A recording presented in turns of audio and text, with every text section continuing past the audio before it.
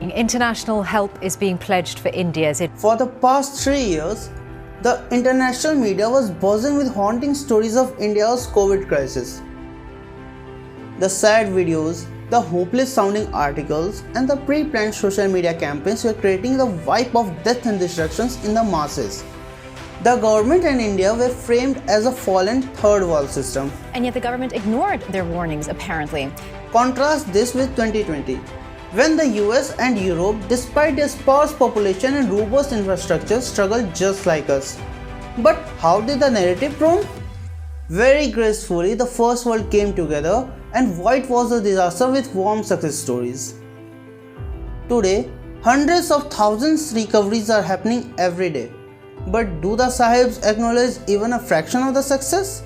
No. They are not in this to encourage the Indian spirit. Their focus is on paneling a damaging narrative. That's what the Sahibs have always been doing. In rigorous compiling of atrocity literature that makes Indians hate their own cultures and values. No doubt, India was in crisis. But which country wasn't? India's population size is twice the size of all European countries put together. Our treasures are not earned by raging wars and destruction of other countries. No wonder we were struggling, but maybe that's why we are not hypocrites. India still has a soul and purity to it. At least we are not hiding or manipulating our data. The date was 16th of Jan 2021, when India began the administration of COVID-19 vaccines. Until now, we have administered more than 220 crores of vaccines to our citizens. But who cares about this data?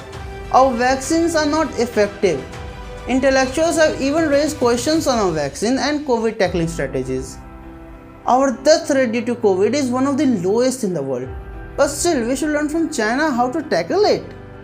Our recovery rate is one of the best in the world. But still, we should learn from the US how to improve our immune. India's iconic response to this crisis have got to the nerves of the Sahibs.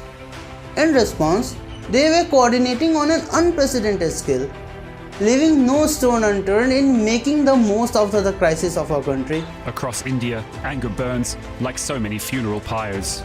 But they forget that we are the world's oldest survivors. The acute hardship have been our everyday reality. We will endure this one too. But this is New India.